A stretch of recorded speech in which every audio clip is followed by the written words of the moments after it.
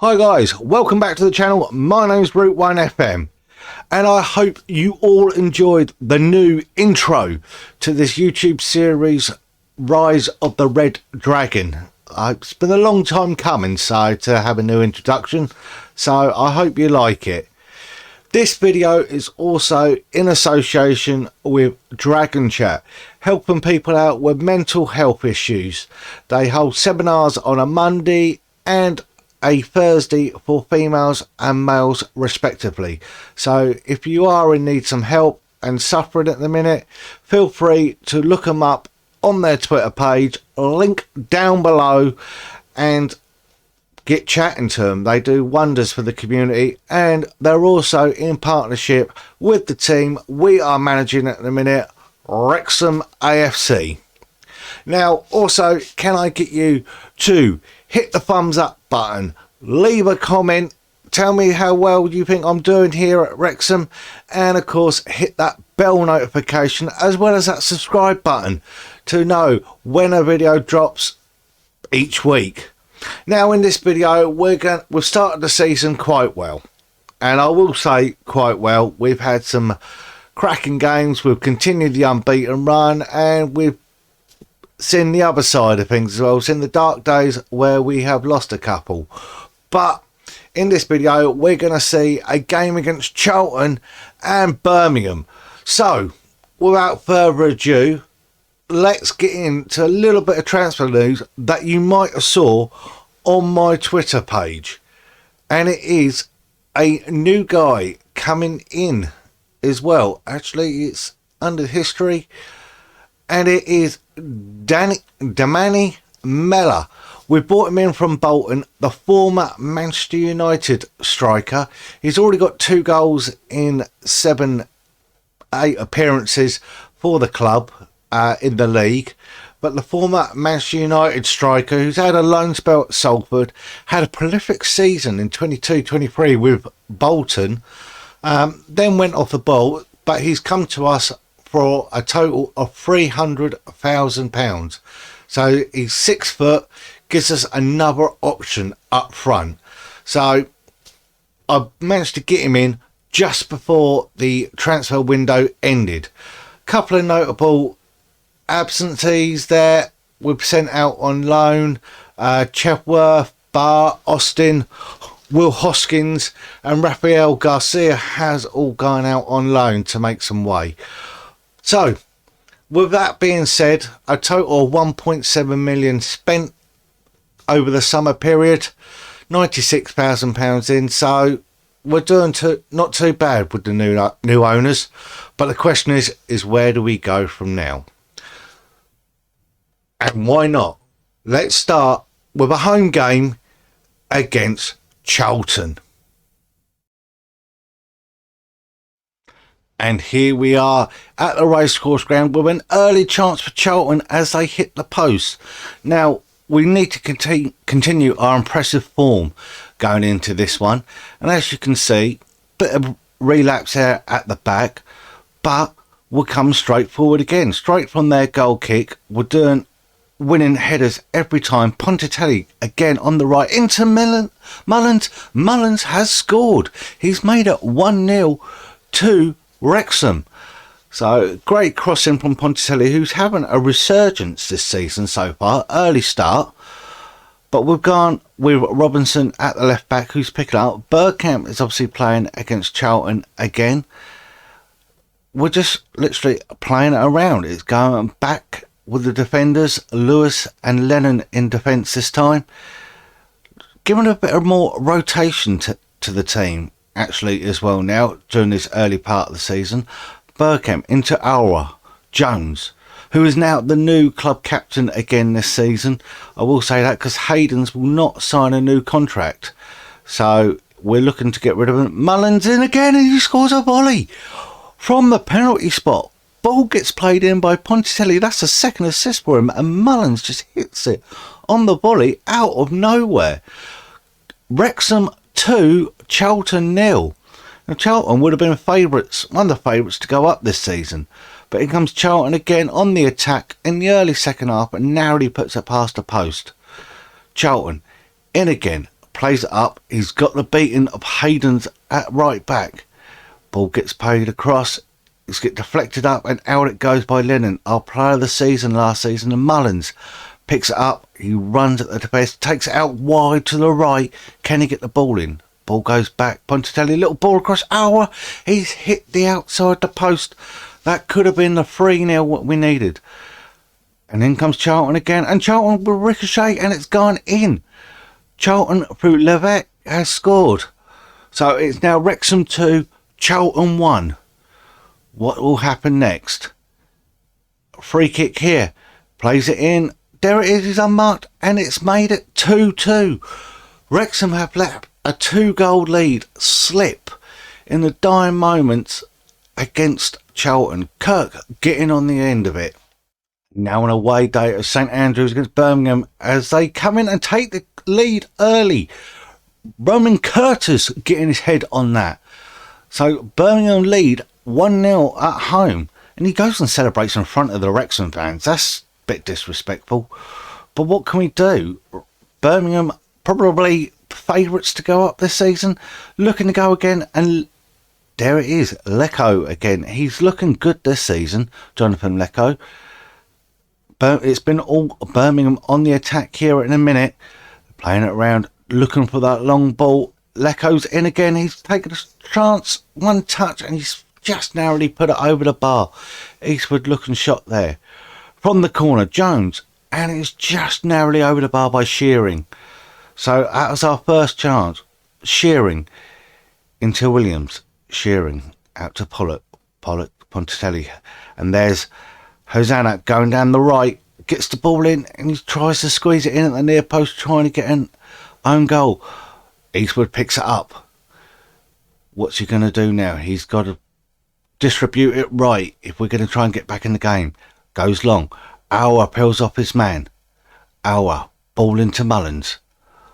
Mullins gets the ball in and it's gone way too far, but Pollock gets it back to Pontelli. Pontelli across. Jones. It's 1-1. James Jones has equalised. It is now 1-1. What action's going to happen next? This is what it's going to happen straight from the kickoff. Birmingham on the attack, holding the ball well, stringing the passes together. So that it's fantastic to see. Little chip ball up to Curtis. Curtis ball in, looking for Lecco, but can't get in there. Ball goes played long, but the keeper comes out, mops up like he should do. And the ball is played out wide to the right. Ball comes in Lecco. It's now 2-1 Birmingham. 2-1. Wrexham fall straight from the kickoff. That's what you see on FIFA nowadays. But here we go again. Lewis down the left into Pollock. Pollock into Mullins. Mullins looking for Pontelli. Pontelli gets the ball in. It's come out to Jones. Jones into Mullins into Auer. Auer's made it 2-2. What a cracking little finish that was. That was just intricate play, and then Bush bopped in the net. Hosanna with the throw. Looks like he's gonna go long. Goes long, but it comes to nothing. Ball gets played out to the Birmingham front man, who is now clean through. He's clean through 1-on-1. Lecco's made it 3-2. Birmingham lead 3-2 at home. This is not... I've got to admit, at this time, I'm looking what we can do to stop Lecco. But in the second half, we made a couple of changes. Mellor come on, Charlie Savage come on, but Lecco going through again, and this time Eastwood stands tall. So Eastwood's still proven to be the number one goalkeeper in the league. As the ball is played out, here comes Darling. Darling goes back to Eastwood. Eastwood into Shearing. Shearing. Looking in for Savage. There's Pontelli, Williams, and then Pontelli's in. Pontelli's in, he's bearing down a goal, and he scores! He gets a league goal at last, Pontelli. That's his fourth for the season. But what a turnaround. He has been there from the start, been one of my main men I go to, and still scoring in this league, the former Coventry City man. Williams into Shearing. shearing up to Ponticelli. Ponticelli to Awa. Ponticelli again. Williams into Miller. Miller, he's made it 4-2. Miller has scored the 4th goal for Wrexham, and that is a very nice away victory. Wow. And with the corner coming in, trying to get one last piece of action here. Birmingham are on the attack. They've played the ball right through. They're going out wide. He's got an extra man at the back. It's gone for the header, and it's narrowly over the bar. That should see it, and there it is. That sees it out as the win. Well, there you have it. A nice win there at St Andrews. We're an unlucky draw in a way. I've got to admit, the Charlton game did hurt me, but it made better with the win against Birmingham, one of the favourites, and that was one of the key games I pointed out at the start of the season. Now, as we go into the fixtures and we look to see how we got on here at Birmingham, against Birmingham was our last game, but you saw us since our last episode, which we've done against Huddersfield, which we won the penalty shootout. We had a cracking game, a 7-game goal thriller against Oxford. Mullins netting a hat-trick, Savage, Nevers scoring. Followed that with a 3-2 victory away from home against Cambridge. We then went to Stoke in the second round of the EFL Cup, and we lost 1-0. A few changes in the team, so EFL Cup run has come to an end. You've just seen it, the 2-2 draw against Charlton. So, in a way, our league form was unbeaten in the month of August.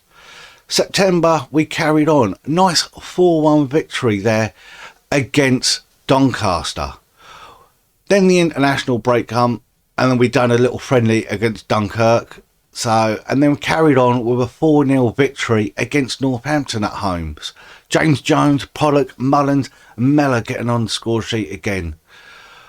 Forest Green, one of the teams who looked at us in the summer, so as in me for a manager, we beat 4-1, and this is why I ended up staying at Wrexham to continue this form.